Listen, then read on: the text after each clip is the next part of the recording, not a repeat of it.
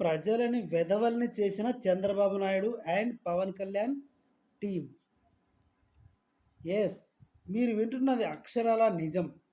హామీలకు మొత్తం గుండు కొట్టేశాడు.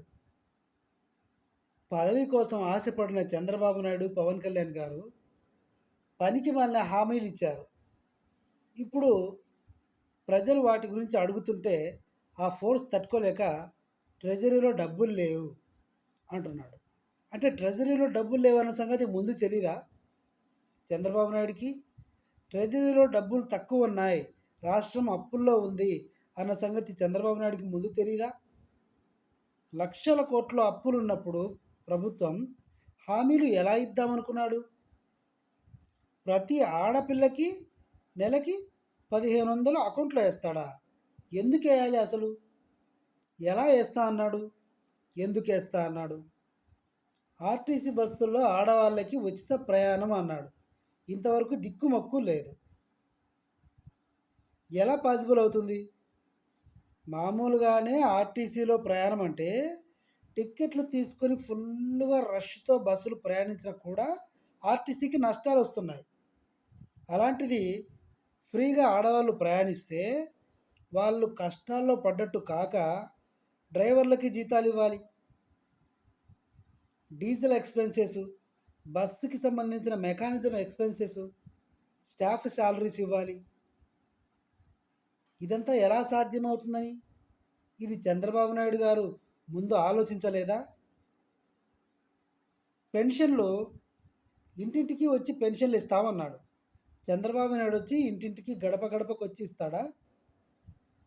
వాలంటీర్లని తిట్టు లేదు. ఒక పల్లెటూరులో ఉంటూ సైకిల్ మీద స్కూటీ మీద తిరుగుతూ వాలంటీర్లు పనులు చేసుకుంటూ వాళ్ళ సొంత పనులు చేసుకునేవాళ్ళు. వాళ్ళను బ్రోకర్స్ అన్నాడు పవన్ కళ్యాణ్. అమ్మాయిలు ఎత్తుకెళ్ళే వాళ్ళు, అమ్మాయిల గురించి నీచంగా మాట్లాడి వాళ్ళ అడ్రస్లు కనుక్కొని లీక్ చేసి కిడ్నాపులు, తప్పిపోయారు, 32,000 మంది అమ్మాయిల్ని తప్పుదారి పట్టించారు, తప్పించుకున్నారు, ఏదో చెప్పాడు పవన్ కళ్యాణ్. వాళ్ళు ఏరి మరి ఇప్పుడు గవర్నమెంట్ మీదే కదా, వాళ్ళని తీసుకురండి. చేత కాదు. ఈ హామీలన్నీ ఇచ్చారు, ఇప్పుడు ఇంకా అమలు కాలేదు అంటే దానికి అర్థం ఏంటి? పదవి కోసం మాత్రమే. ఫైనల్గా నా ఉద్దేశం ఏంటంటే ఇప్పుడున్న రాజకీయ పరిస్థితుల్లో ఎవరు గెలిచినా అవతల ప్రత్యర్థిని తొక్కడం కోసం మాత్రమే వీళ్ళు అధికారాన్ని ఉపయోగించుకుంటున్నారు. అంతే తప్ప ప్రజాసేవ చేయాలని కాదు. నిజంగా ప్రజాసేవ కనుక చెయ్యాలి అనుకుంటే ఏదైనా కంపెనీలను ఇన్వైట్ చేయాలి. ఒక కంపెనీ వచ్చింది, ఒక బైక్ కంపెనీ వచ్చింది అనుకోండి, దానికి సంబంధించిన ప్లేస్ వాడికి ఇస్తే దాంట్లో వాడు కట్టుకొని కన్స్ట్రక్ట్ చేసుకొని అవుట్లెట్ పెట్టి ఫ్యాక్టరీ కన్స్ట్రక్ట్ చేసి 1000 మందికి ఉద్యోగాలు ఇస్తాడు. అలాంటివి 4-5 ఉంటే 5,000 మందికి ఉద్యోగాలు వస్తాయి. ఇలాంటివి చేయండి రా పనికి వాళ్ళ వెదవల్లారా అంటే free current free, gas cylinder free, bus ticket free, వాడి పిండాకుడు ఫ్రీ, వాడి శ్రాద్ధం ఫ్రీ. అసలు ఎందుకు ఫ్రీగా ఇస్తున్నారు మీరు అని మనం అడగం.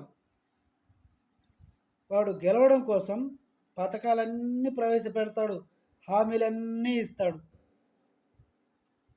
ఇప్పుడు ఏమైంది? ఇసుక రేటు టన్నుకి 1375 కట్టాలంట. ఇసుక ఫ్రీ. మరి ట్రాన్స్పోర్టేషను బాధపడేస్తాడు. మిగతావి రోడ్ ట్యాక్సులు అవి ఇవి బాధపడేస్తాడు.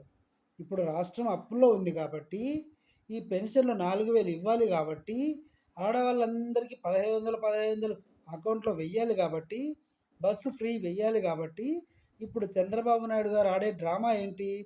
రాష్ట్రం అప్పుల్లో ఉంది, ఖజానాలో డబ్బులు లేవు కాబట్టి ఇసుక కొనుక్కొని డబ్బులు ఇవ్వండి, కింగ్ ఫిషర్ బీర్ ఇస్తున్నాను దానికి కూడా డబ్బులు కట్టండి, కరెంటు బిల్లు కూడా పెంచుతారు మూసుకొని కట్టండి, పెట్రోల్ డీజిల్ కూడా బాధపడేస్తారు. చూడండి ఇంకా మన దరిద్రం ఎలా ఉంటుందో చూడండి.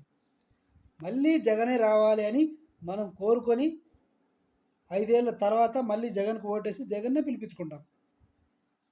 నిజంగా ఇదే జరుగుతుందేమో అనిపిస్తుంది నాకు. జగన్ చేసిన మంచి పనుల గురించి ఎవరు ఆలోచించట్లా. కరోనా వస్తే ఇంటింటికి వచ్చి టాబ్లెట్స్ ఇచ్చింది ఎవరు? వాలంటీర్లే కదా. ఆరోగ్యశ్రీ చూడండి, ఎంత దరిద్రమో చూడండి బొల్లిగాడు వచ్చిన తర్వాత.